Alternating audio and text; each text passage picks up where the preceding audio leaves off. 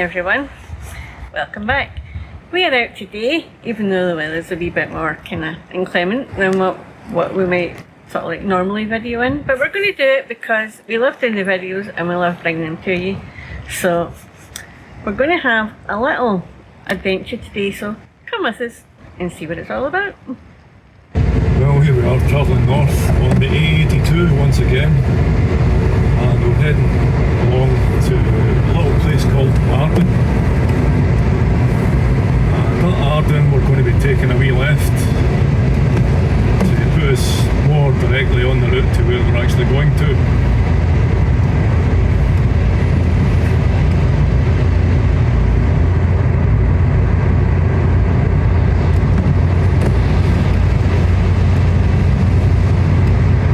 Say the A82 where we are at the moment is en route to Lochs, and into the right hand side here you can turn off for the Duck Bay if you so fancy a wee rest. Well, we think we've got an interesting wee story for you today, and it will involve some connections to things that we have spoken about in the past in our videos.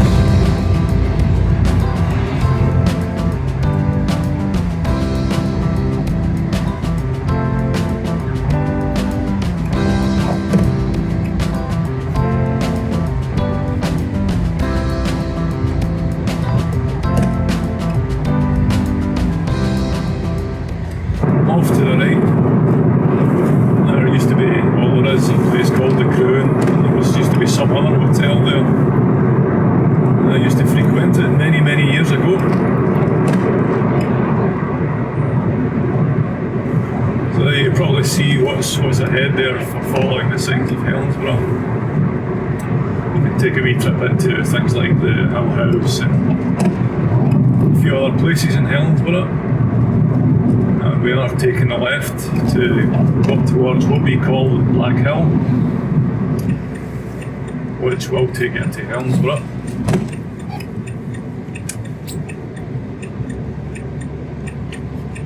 But we're not going as far as that.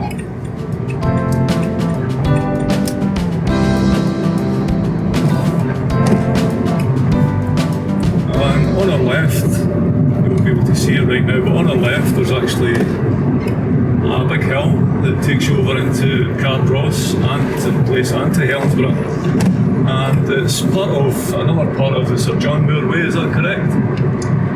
As far as I'm aware, yes, it's part of the Sir John Moore Way. Now the path that you see in front of you is actually used quite a lot by cyclists travelling into Helensburgh and beyond, from Balloch and even from Glasgow. People travel through to Balloch, and then they'll travel from Balloch after getting a bit of refreshment, travel through here, over the Fruin water and into Helensburgh. Well, I've never done it myself, and I've never walked this, but the Yak and the Unicorn have cycled over here. And we've actually now arrived at the road we want to take, and the Unicorn is about to tell you a few rather interesting things as we do this little journey through Glen Fruin. Glen Fruin, there had been a long-standing feud between the two clans of Clan Gregor, MacGregor, and Clan Colquhoun, and this is what sparked a lot of what we're going to be talking about today. It dates back even further to Robert and Bruce, who stripped the MacGregors, Clan Gregor, of much of their land. The MacGregors in turn frequently raided land that belonged to the Colquhouns and the other neighbouring clans, creating increased tension between Clan Colquhoun and Clan Gregor.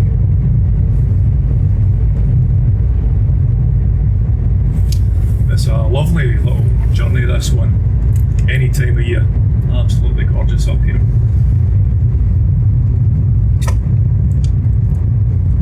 There are a few houses up here, a few new builds as well, but they're well spread out.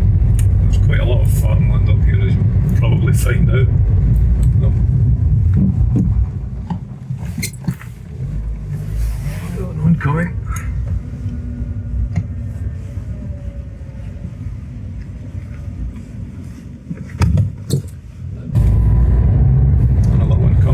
saves you the effort.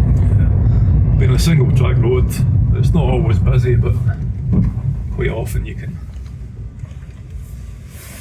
have other oncoming cars, and there's quite a lot of passing places here, so no worries if you ever come up here. Just relax and enjoy it.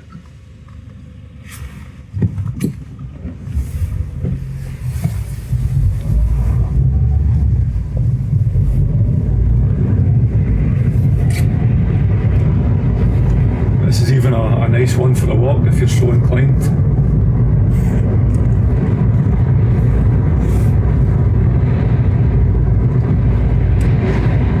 Archibald Campbell, 7th Earl of Argyll, was in charge of keeping the MacGregors in check, but would often encourage them into acts of aggression against Sir Alexander Colquhoun of Luss, who was chieftain of Clan Colquhoun at the time.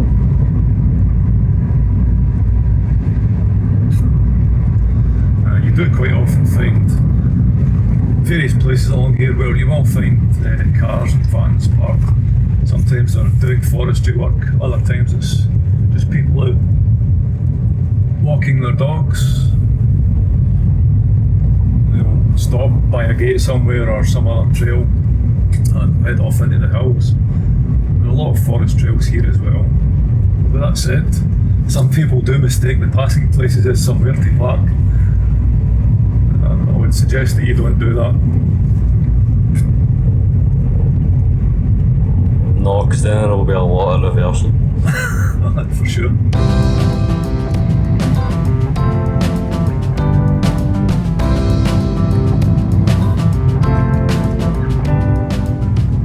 No freebie for Luss Estates Company. It's probably why they put it on the road. We're not up very high, but we are up high enough for not much to be growing, but it's just grassland and peat bogs, and a lot of sheep farming goes on up here. But it's nice. Like some of the places that we've already been to, it's nice and it's barren, and obviously it will be very, very quiet up here if you're out for a walk.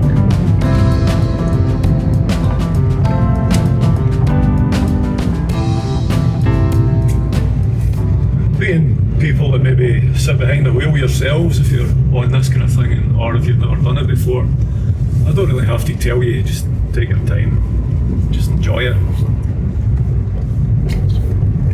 And I've seen a few people over the years that I've been travelling who just seem to want to put the boot down on a single track road, and it's absolutely insane. They're just asking for an accident. They think they're rally drivers. Yeah, exactly. Yeah, look at that there. That'd be an example of somewhere you could stop. Just to feast your eyeballs.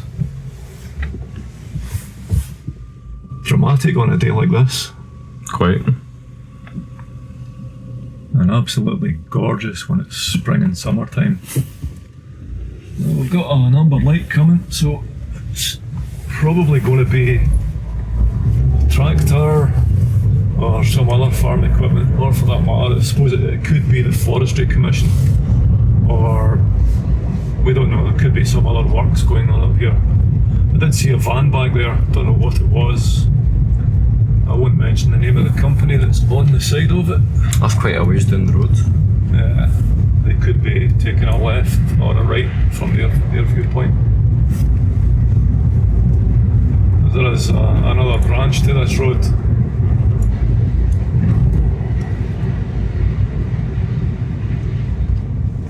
Just keep your eye out for puddles, because there might be a wee pothole underneath that you don't want to hit.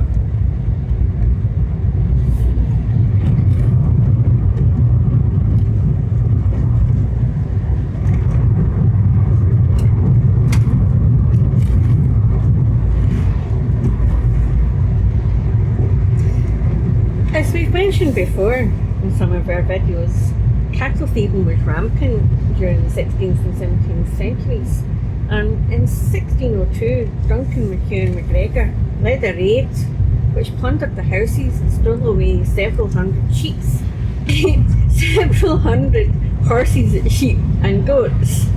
That 2 Colquhouns were killed in this raid, and this was what sparked the battle that we're going to be talking about today, the Battle of Glen Fruin. One of the people that were killed was a household servant of the Clan Chieftain of Clan Colquhoun, and after this had happened, he got permission from James VI of Scotland to raise an army and to pursue their foes. This in turn roused the MacGregors to raise an army of their own, and on February the 7th, the two armies met at Glen Fruin. Here.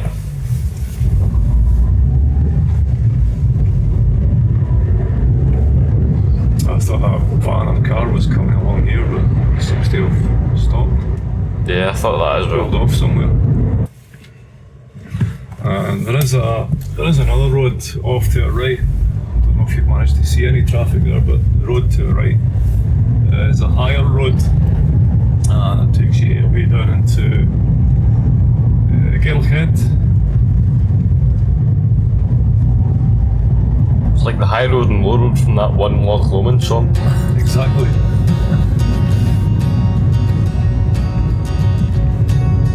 I'm pretty sure even non-Scots know that.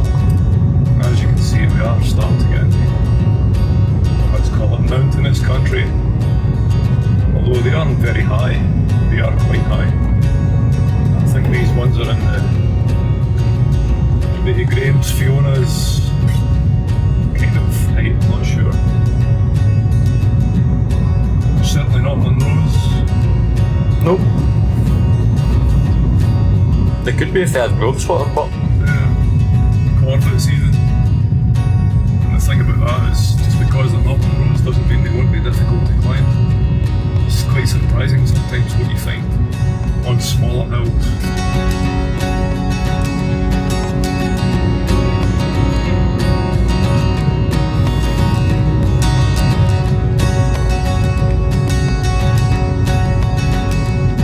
Look at the way that one's scooped round to the right there. Big family.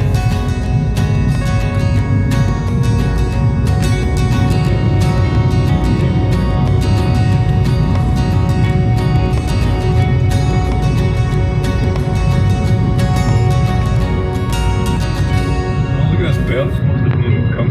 alright. Alright, Bert, how you doing? Happening better. Wonder where Wally is. Must be on holiday. As I have previously said, on February the 7th in 1603, the two armies met at Glen Fruin. On the MacGregor side, there were approximately 300 to 400 men, and on the Colquhoun side, there were around 800, which comprised of 300 cavalry and about 500 men. The Colquhouns were completely defeated due to the terrain being difficult for their horses, mossy ground and uneven terrain, and the fact that the MacGregors had split into two sections, with one coming from the Stone and the other hiding at the Offingate end and catching the Colquhoun armies in the middle. I'm sure they were de-peated as well, as you almost said. No more peat bogs.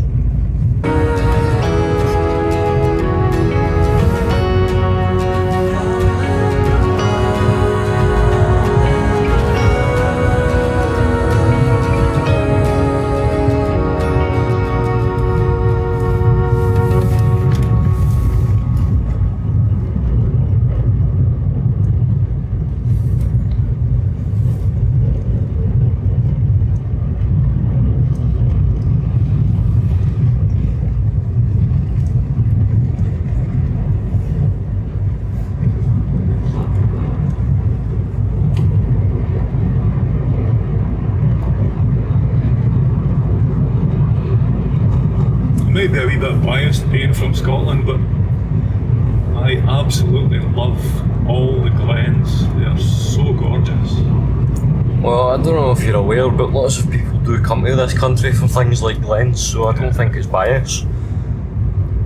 I'm I'm not really biased anyway because we've enjoyed quite a bit of Just pride and country. quite a bit of the north of England and some of the south east of England.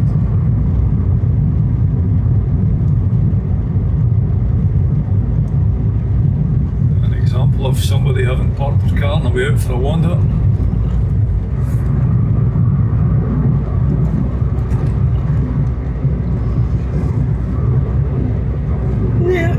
As you can see from what the act is filming, we're not up terribly high here as a bearstead, but we're high enough for the ground to be very uneven and the terrain to be very boggy, peaty, mossy.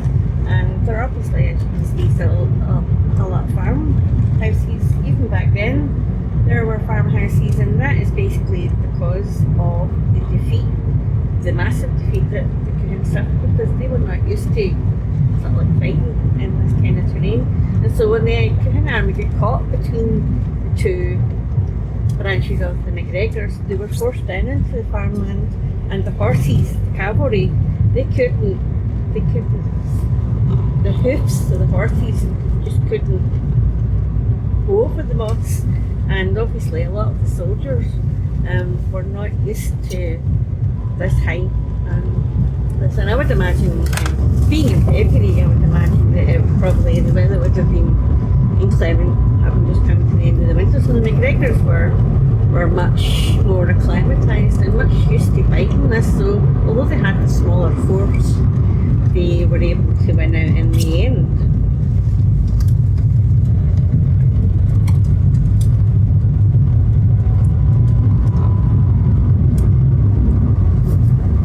I took that little passing place there because it was on the corner, and it just helps a wee bit if you can't see around the corner.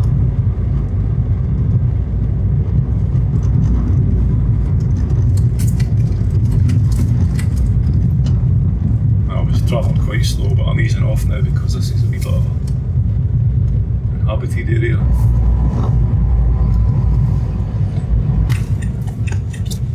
Well, people, we have arrived at our destination, so we're just going to come up here a wee bit. I'll do this here. In fact, I'll go up another wee bit in case anybody comes round there quite fast. I should do this here. So we've arrived here, we're going to head up, and there's a memorial stone on the site of the battle here, so we'll go up, have a look at the stone, and I'll tell you basically what happened in the aftermath of the battle. Let's go.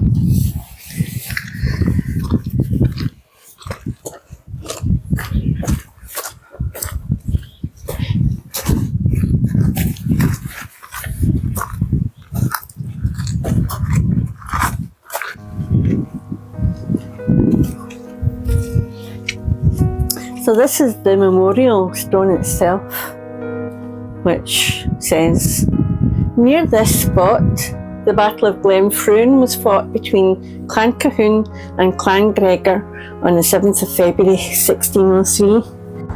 The way the battle unfolded, and the reason that the Colquhouns got so easily beaten, is because they came in from the lochs end, which is down that way, and as they came up what you see is the road today, they come up this road and they came round to this point here, and they would have come round, as I said, they would have come up round this way, around and down, and what had actually happened was that just beyond me here, there was one part of the MacGregors were in there, and then the other came down from the hill up above me.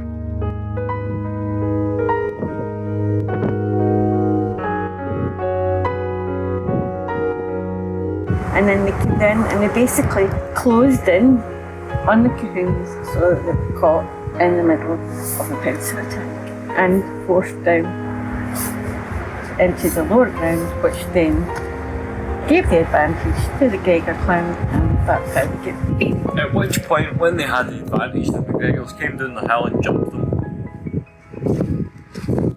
Here we have the clan crest of MacGregor or Clan Gregor? The clan was actually called Clan Gregor. MacGregor was the surname, so it was Clan Gregor, although their names were MacGregor. I believe it's now called Clan MacGregor. But it has obviously changed since the 16th century to Clan MacGregor now. Here we also have the clan crest of Clan Colquhoun.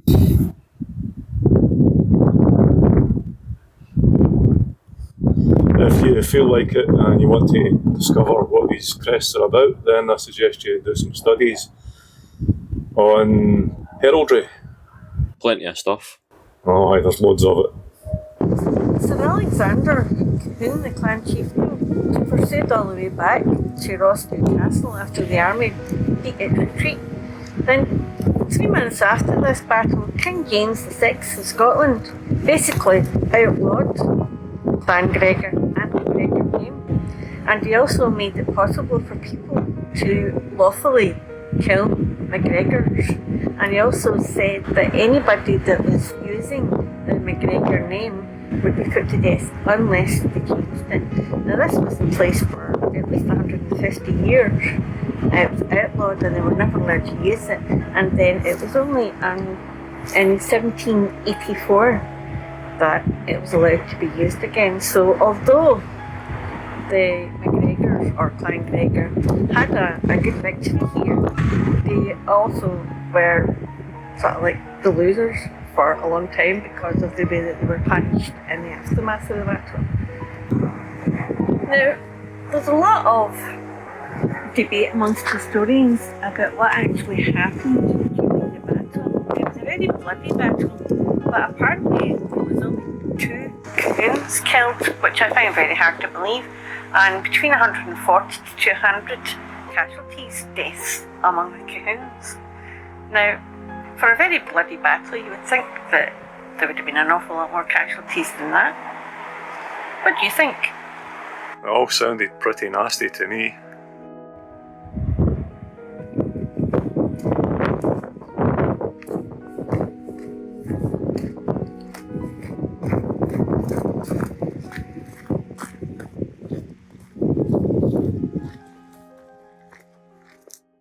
Well, that's our come to the end of our video today, and I hope you enjoyed learning about this little known battle here in the Glen Fruin area, because I didn't really know much about it myself.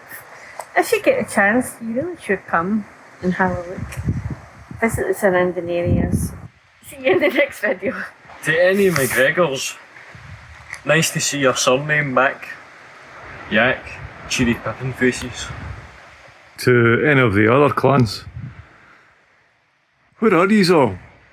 Are there any clan events out there? I should go and look. And on top of that, we've got plenty more coming up to do with the clans, and some very special stuff, I reckon.